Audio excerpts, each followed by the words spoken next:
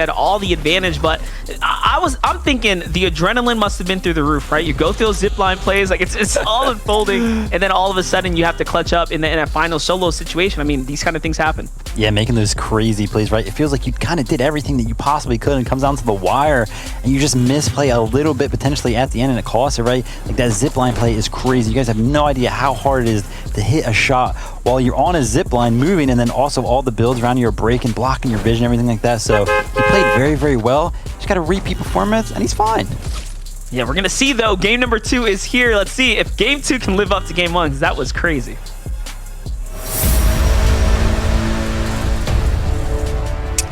And here we go. You guys know where we're going, right? To the Daily Bugle.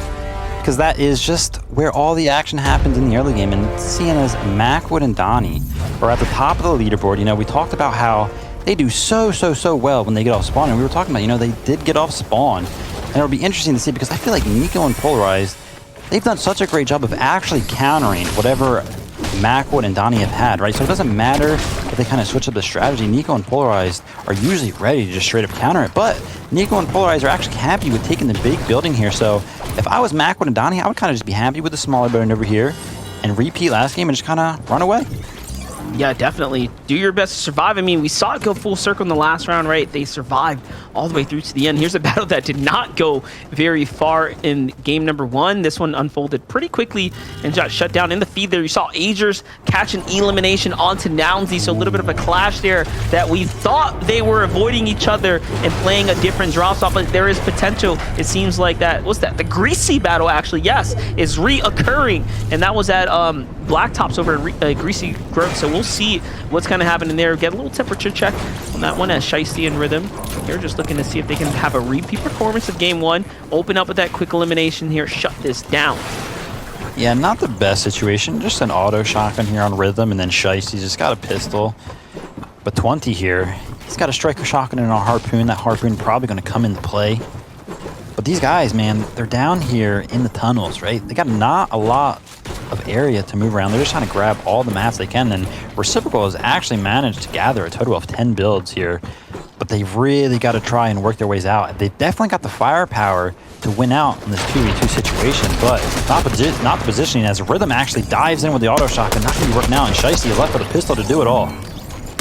It's like having a vehicle with no fuel, right? You're just, you ain't getting far by a guy. You know, even if you're pushing this thing down the road, I mean, there's only so much you're going to do before you tap out here. Rhythm already out of the lobby. Shiesty with just a common pistol in hand. I mean, it's not looking too hot. And you can tell there's no points earned. Yes, that's because they were taken out immediately in the last game. Remember, consistency is going to be your second best friend here if you can't get a victory royale. 37 points here on 20 and Reciprocal, and a single elim already set them up pretty decently. Mind you, there's only 5 games, right? So you really want to be careful with throwing away these early battles. Already, a couple tags here for Recip. He's going to go ahead and go for the pickup here. He's going to basically bait and invite in the opponents into this domain. Yeah, Reciprocal here, he's got plenty of builds.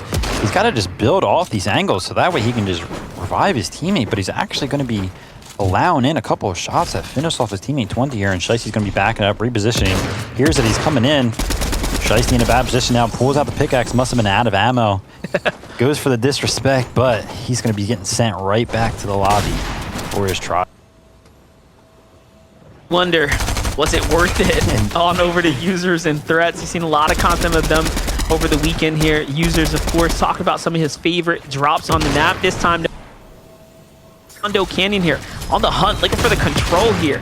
Oh no, time's ticking. That was his wall, and now his elimination as well. Nice little edit course there, but Threats goes and snipes up the elim. Either way, though, 6-point swing for them. Great way for them to kick off game number 2. 2 teams look like they're going to rotate into Condo Canyon there, though. And if we're looking at the player count here, 85 players alive. We had 94 players alive going into the first Storm Surge last game. So a lot of teams switching up. And that's what I was talking about last game, right? A lot of these teams, they're not sure what to expect, you know, because yeah, it's a set lobby, but a lot of players that you aren't necessarily used to seeing. Sneaky here. Gonna be making sure that he doesn't 3C, the duo, Dusky Bot, not letting the Reboot Ram just get used for free. He's going to be applying the pressure here. He's got 7 minis to work with, but only 11 builds. And this can be one of those awkward situations in the early game where you kind of just stare at each other through a bunch of builds, but Dusky is not interested in that. Going to be going for the build battle here and taking a striker. Pump shotgun shot right to the face for it. He's going to be falling out here. Gets a free tag there as that player falls out. He's going to be looking for a repeat play. Knock him out again. Sneaky going for the shot again, but no. Just going to keep knocking out and just going for it over and over again. And Dusky is more interested in the piece control. Now Sneaky going to be taking advantage of the 7 minis that he does have. He's got to be careful though. Only 4 builds left to work with. That was actually very, very clever by Dusky there. He actually took the wall and then edited it so the builds can break, just denying one more piece if that player would have fell in. You know, you got to give credit where credit's due. That was very, very smart. Tries to go for the cone here. Once again, though, you know, he's not really entertaining this. He's not trying to have this big build here. It's already brought a lot of attention, but lets his guard down and gets shut down. Dusky, the veteran in this fight of the 2, wins that one out here. Dusky, okay, so he buys himself another opportunity here, another chance to stay in the game here. There we go, and hopefully they can pick up a lot of loot from the Sanctuary that is left. Depends on what was used, but Muzz and Avery actually find him. 2 eliminations all spawn onto Larson and Smite, and we saw that Larson and Smite were getting cold and sent to run for their money forward. And here we can see how Dusky actually ended up picking that early elimination up and why it was a 1v1 situation to begin with.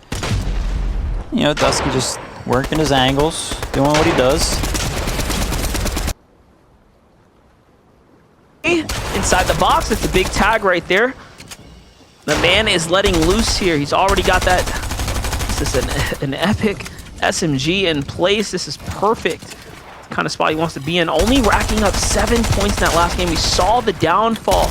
It came down to the Surge, and this is why all those teams, it seems like all the teams that had Surge issues last round are like, hey guys, listen, we got to fight here. We got to take these battles a little bit earlier.